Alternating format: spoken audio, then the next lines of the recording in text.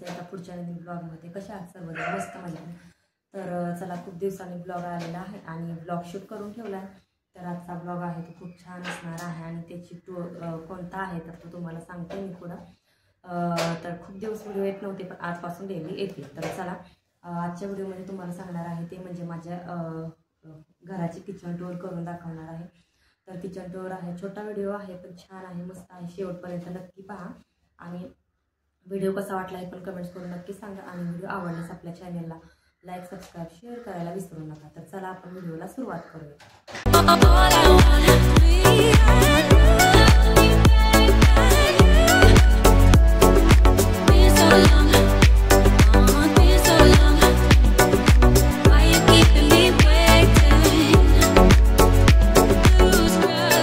तर चला, किचनमध्ये आपण किचन टूर तुम्हाला करून दाखवणार आहे. किचन हे असं आहे, एवढी साईज आहे किचनची.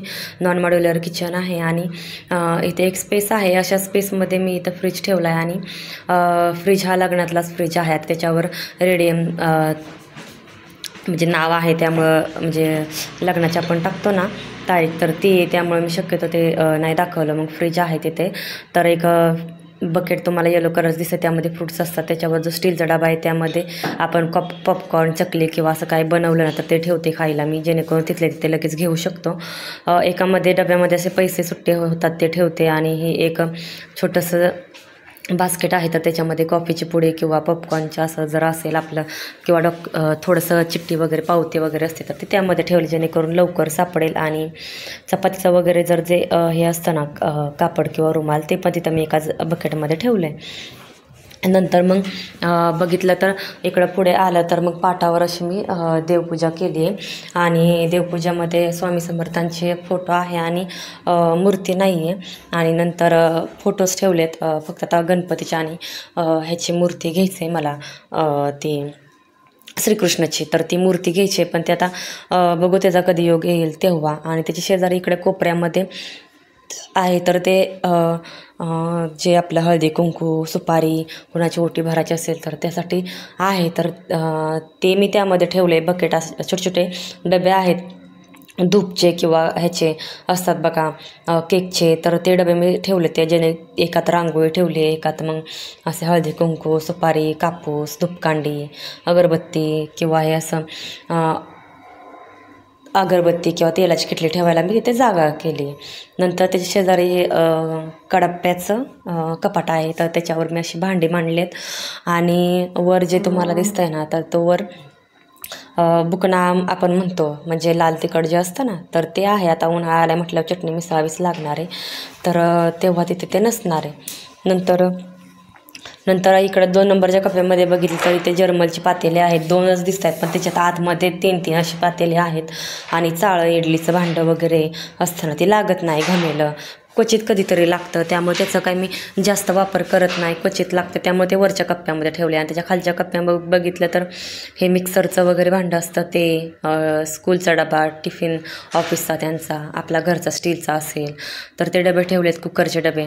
आणि स्टीलचे पातेले दिसतात, तर ते पातेले आहेत, त्यामुळे ते तुम्हाला येणार नाही. छोटी मोठी अशी साईजचे आहेत ते, त्यामुळे मी एकात एक घालून ठेवलेत. आणि त्याच्या खालच्या कप्प्यामध्ये 3 नंबरचे तर हे अशा डाळीचे आहेत. तर डाळीचे हे तुम्हाला आत्ता जो काचेचा बरणी दिसते त्यामध्ये मी साबुदाणा ठेवला आहे. आणि एकात तूर डाळ, मसूर डाळ, एकात आहे तर ते मूगडाळ आहे. हे सुके अंजीर आहेत, पोह्या आहेत. आणि नंतर हे जे आहे ते सोया चंक्स आहेत, छोटे आणले त्यावेळेस साईजमध्ये, बघून छान लागतात ते छोटे. नंतर खजूर आहे वाळलेली, बदाम आहेत, काजू, फुटाणे अशा आहेत. आणि त्याच्या चटणीची भरणी आहे, तर मी तिथंच ठेवले ह्यावेळेस, कारण त्याची तुम्ही आधीचे व्हिडिओ पाहत असाल तर त्याची जागा वेगळीकडे होती.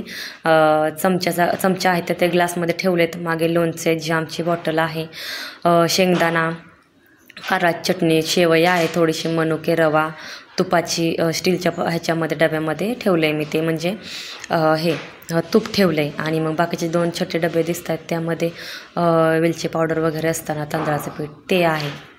आणि त्याच्या मागचा डबा आहे ना, एकात कारळा आणि एकात उडदाची डाळ आहे. नंतर मग हे असं आहे ठेवले. तर डबे एकसारखे नाहीत, जसे रिकामे होतील ना जामच्या वगैरे, त्यामध्ये मी असं भरून ठेवले सगळं, आपली ग्रोसरी वगैरे असते तर ती.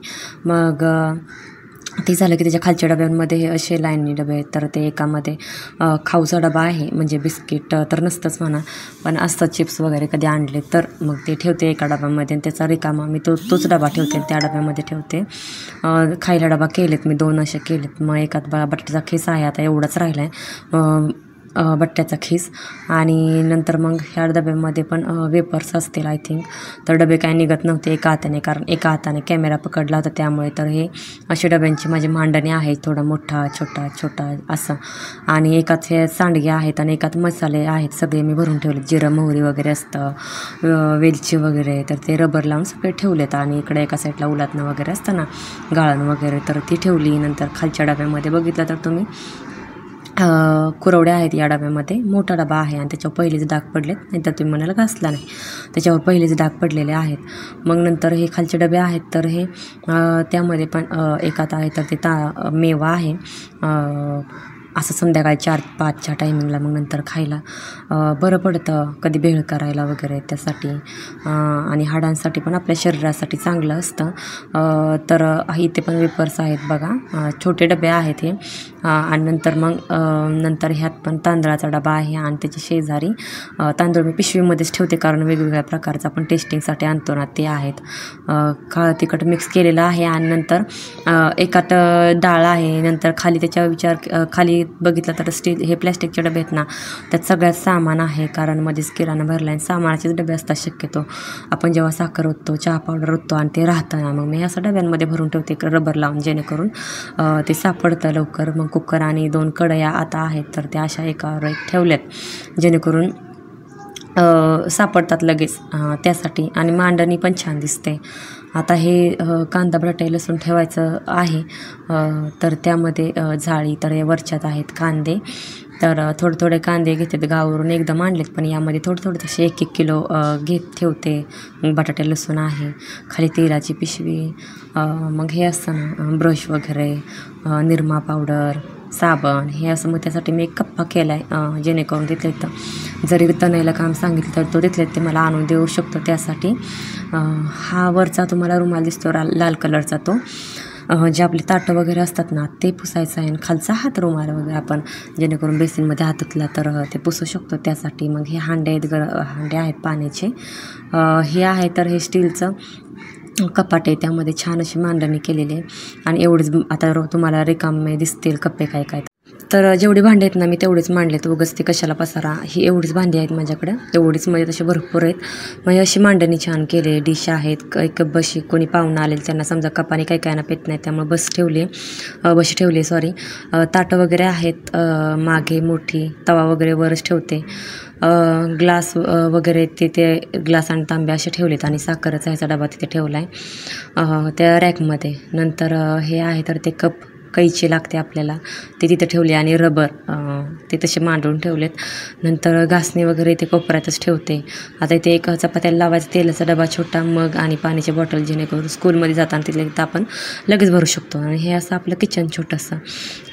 आणि नंतर त्याच्या खाली एक कप्पा आहे ना, हा म्हणजे गॅस ठेवला तिथे शेगडी, आणि खाली कप्पा आहे तर त्यामध्ये विळी, बेसनच्या पिठाचा डबा, मिठाचा, चपात्याला लावायचा डबा, असं थोडंसं तेलाचा आणि मसाल्याचा परात. आणि मागे जे आहे तर ते पळपाट लाटणं आहे. आणि खाली ज्वारीचा आणि गव्हाचा पिठाचा डबा, मिक्सर, आणि आपला चपातीचा डबा, म्हणजे भाकरी वगैरे त्याचा डबा. आणि इकडे सिलेंडर आहे, तर सिलेंडर पण बघा त्याने देताना कसा गेला आहे. तर चला, हे छोटंसं किचन आहे माझं. कसं वाटलं तुम्हाला?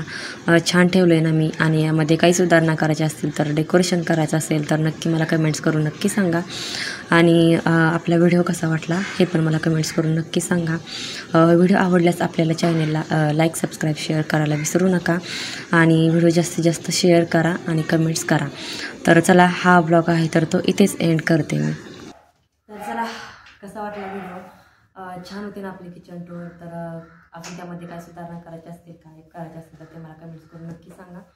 आणि व्हिडिओ शेवटपर्यंत पाहिल्याबद्दल धन्यवाद. आणि लाईक करायला विसरू नका, सबस्क्राईब करायला विसरू नका. त्यामुळे आपल्या चॅनलला लाईक, सबस्क्राईब, शेअर करायला विसरू नका. एवढंच सांगते. तर चला, धन्यवाद.